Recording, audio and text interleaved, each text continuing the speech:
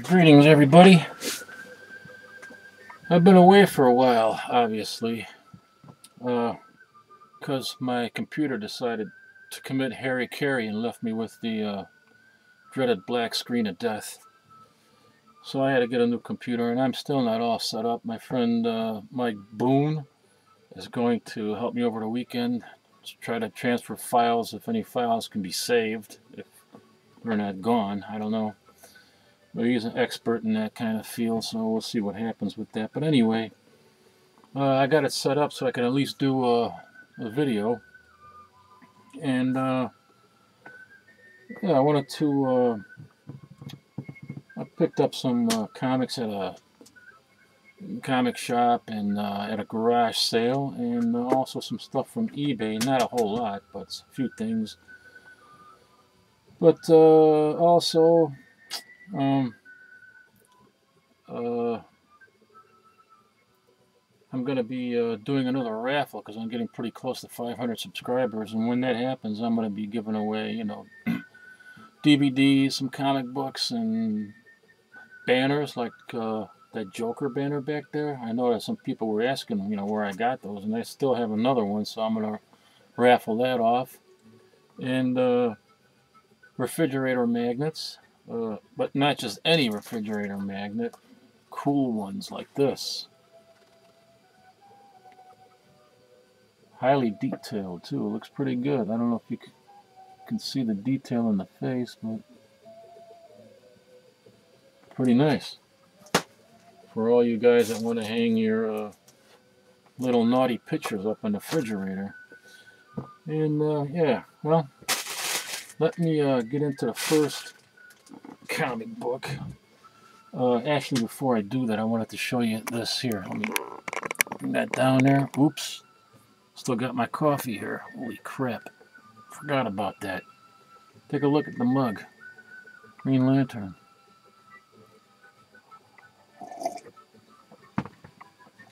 Anyway, this is not a real comic book. This is a mock-up that I made up. This cover I downloaded from the internet, and I added a coverless beat-up comic, and to make just to give it some effect. But this is the first horror story ever published in comic book format, and it was back in 1933. Classics Illustrated, well, it was called Classic Comics at the time, number 13, in Overstreet. Has a question mark as to whether this was actually the true first horror comic or not, but I don't think it was, because it's actually just a horror story that was published in the comic book format. It's not an original story created specifically for this format, so it's kind of debatable, I guess, but this is what it looked like, the first horror story published in comic book format. Of course, it's a classic by Robert Louis Stevenson, who first got published in 1886. So that would have been the first horror story published. And then the second one would have been 1945. And this is an original.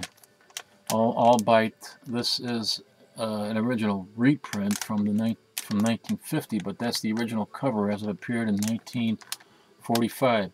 It's the second time that there was a horror story published in the comic book format, and the first time we see Frankenstein in that format.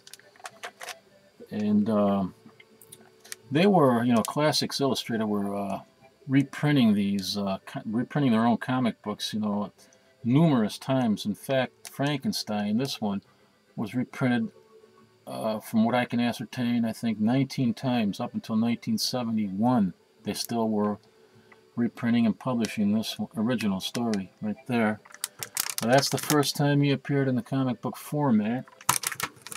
Then I picked up at a comic shop X-Men number 40, which is the first time that Frankenstein appeared in the Marvel Pantheon.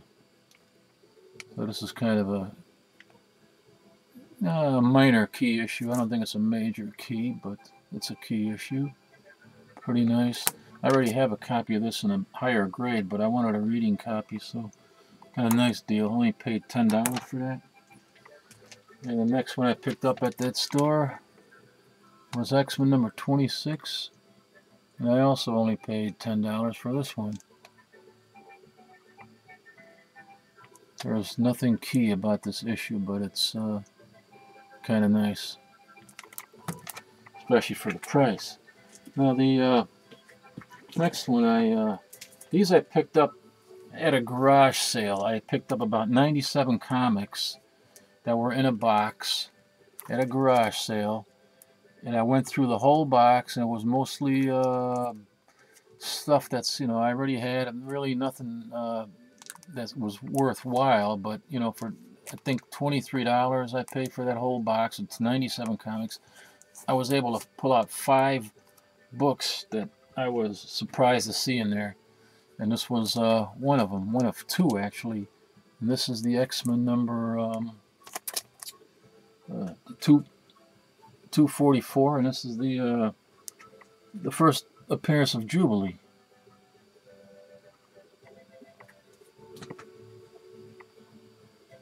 Now, here's the thing. There's something interesting about this. I have another copy of that. They were both in the same box, and I looked at them, and there is something different about these books. You can't tell from the outside. No, it has nothing to do with the direct sales and the newsstand version that you see down here, at the bottom. It's something on the inside that actually makes this comic book worth more money. And I'll show you what that is. I'll show you what that is here. Let me... Gotta take the tape off of this thing, man. I never, or at least tape it over. Alright.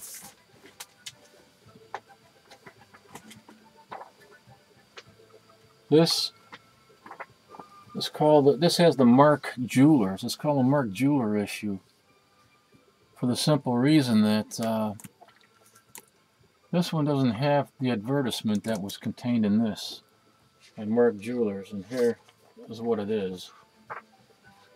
It makes it more valuable. This right here is the insert from Mark Jewelers, right at the center. It's basically rings, and as far as I've been able to ascertain, they distributed this particular comic book near the military bases, where they would, I guess they made an arrangement with Mark Jewelers to have it mainly distributed around the military bases, because the guys would be probably interested in these rings. A lot of military rings here. But that's what makes this one more valuable in the same issue without that insert. So that's kind of interesting. I don't know how much more it would be worth, but probably, certainly, maybe, I don't know, maybe double the price of the other one. They're not that expensive to begin with, but probably double, what would normally cost. And the next one I pulled out of that pile, surprise for me, is this Miss Marvel number 18. Now this is the first full appearance of Mystique, and I pulled that out of the box of 97 also. So I was pretty surprised to see that in there, and they're all really in nice condition, in high grade condition. I would say 9.6 or better. And then also, again, that same box, 2 copies of this, which is the first brief appearance of the New Warriors.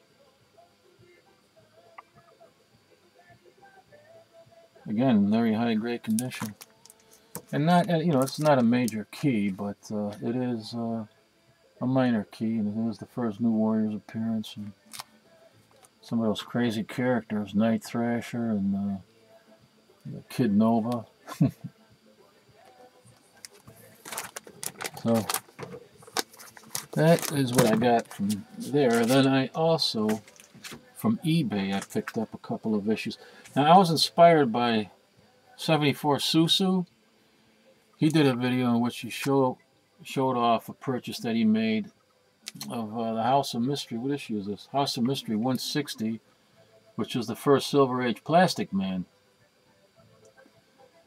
And down at the bottom, the character called King Candy.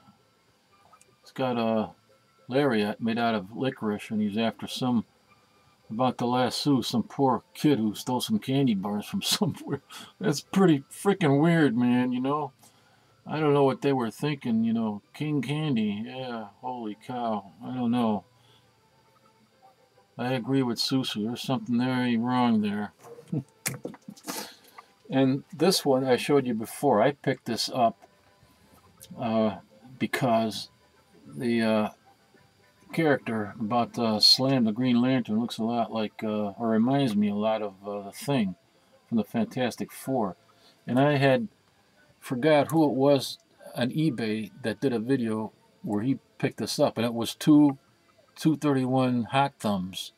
He was the one that did this and inspired me to go out there and buy it, you know. And I'm watching everybody else's videos and I see something that they have that looks interesting. I go out and try to get it, which is bankrupting me.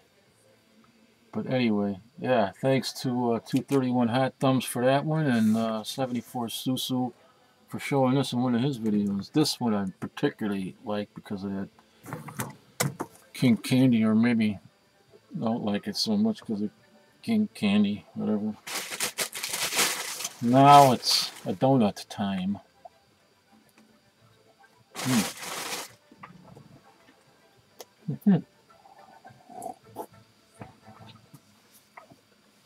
Man, it's a pretty hot to do down here. Need some Scooby-Doo. Just giving you the thumbs up there.